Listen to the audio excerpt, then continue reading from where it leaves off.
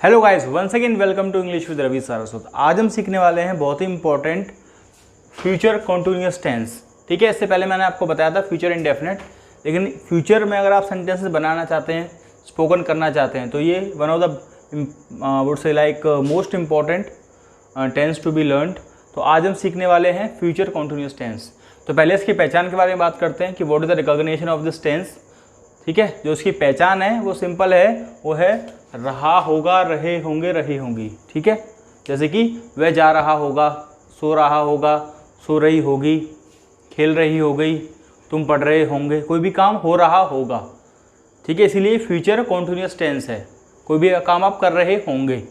ठीक है, रहा रही के साथ होंगे होंगी भी आएगा, रहा होगा, रही होगी और रहे होंगे। ठीक है, तो उसके लिए हम फ्यूचर कॉन्टिन्यूअस टेंस में ये सेंटेंसेस बना सकते हैं। इसका रूल क्या है, सिंपल है एकदम, बहुत ही इजी है। Subject plus will be, verb की फर्स्ट फॉर्म प्लस आईएनजी। ठीक है, subject plus will be, verb की फर्स्ट फॉर्म प्लस आईएनजी। तो ये इसका सिंपल सा एक रूल है जो आपको फॉलो करना है, इसमें दिमाग आपको डालना है। ठीक है, इसमें आपको शैल भी नहीं लगाना है, क्योंकि फ्यूचर में मैं आपको पहले ही बता चुका हूँ विल बी का ही हम प्रूव करते हैं, विल बी ही हम लगाते हैं। अंडरस्टैंड। तो थ्रू एग्जांपल्स हम देखने वाले हैं सबसे पहले अफर्मेटिव सेंटेंसेस की, कि आप कैसे अफर्मेटिव सेंटेंसेस बना सकते हैं और पढ़ा सकते हैं और बोल सकते हैं। तो फर्स्ट एग्जांपल यहाँ पे लिखा हुआ है आपके सामने कि वह सो रहा होगा। वह सो रहा होगा एक इमेजिनेशन है, काइंड ऑफ भविष्य की बात है, इमेजिन कर रहे हैं, हम सोच रहे हैं कि वह सो रहा होगा।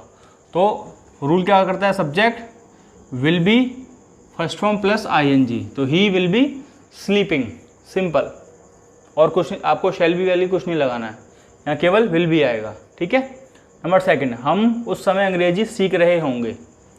तो सब्जेक्ट क्या है, वी विल बी, सीखना क्या होता है, लर्न, तो लर्निंग इंग्लिश उस समय के लिए, एट दैट टाइम, तो हम उस समय अंग्रेजी सीख रहे होंगे, तो we will be learning English at that time.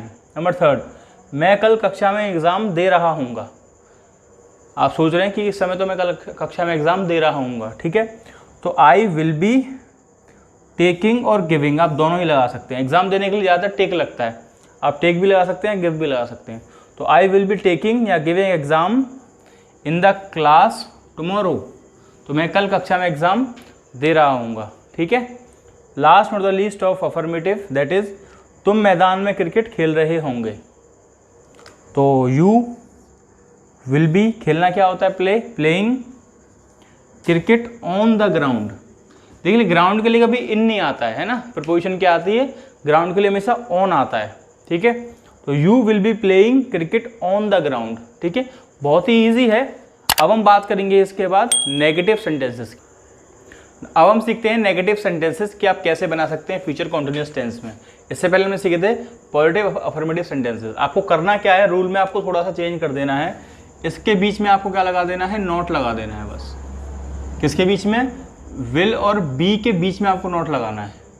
ठीक है, जैसे कि वह नहीं सो रहा होगा, नहीं खा रहा होगा, नहीं पढ़ रहा होगा, ऐसे आएगा। अंडरस्टैंड, पहचान वो रहेगी, सब चीज़ें सेम रहेगी। फॉर एग्जाम्पल, वह खाना नहीं पका रही होगी, वह खाना नहीं पका रही होगी, तो शी विल नॉट बी, इस तरीके से आपको पुट करना है। She will not B cooking the food, वह खाना नहीं पका रही होगी। ठीक है, नंबर सेकंड, मैं उससे बात नहीं कर रहा हूँगा, तो I will not be talking to him, मैं उससे बात नहीं कर रहा होगा। तो आपको रिमेंबर याद रखना है कि नॉट आपको बीच में ही लगाना है, ना बाद में ना पहले। ठीक है, और विल बी ही हमें इसमें यूज़ करना है। बहुत ही ईजी है, इससे ईजी कुछ हो नहीं सकता। इतनी ईजी ट्रिक के साथ आपको बता रहा हूँ, शायद ही किसी ने आपको पढ़ाया या बताया हो। ठीक है, सारे सेंटेंसेस। नंबर थर्ड, हम नहीं लड़ रहे होंगे, तो हम की इंग्लिश क्या है, we will not be, we will not be fighting, हम नहीं लड़ रहे होंगे। लास्ट नॉट द लीस्ट, अध्यापक बच्चों को नहीं पढ़ा रहे होंगे, teachers will not be teaching the children या स्टूडेंट्स। ठीक है, तो teacher will not be teaching the students या चिल्ड्रन, अध्यापक बच्चों को नहीं पढ़ा रहे होंगे। तो ये हमने positive of and negative sentences हमने सीख लिया है। ठीक है, स्टिल आपको कोई डाउट है तो आप कमेंट बॉक्स में पूछ सकते हैं, और इसी मेथड पे आप 50 सेंटेंस बना सकते हैं, प्रैक्टिस कर सकते हैं। ठीक है, तो ये पार्ट 1 में हम इतना ही सीखेंगे। वेट करिए पार्ट 2 के लिए, जिसमें हम आगे चीज़ें सीखेंगे। ठीक है, अगर वीडियो आपको अच्छा लगा हो तो प्लीज़ लाइक कर देना, और ऐसी इंग्लिश में ग्रो करने के लिए अभी इस चैनल को सब्सक्राइब कर लीजिए, and also hit the bell icon. जल्दी मिलता हूँ पार्ट 2 के साथ। Till then take care, bye, good luck.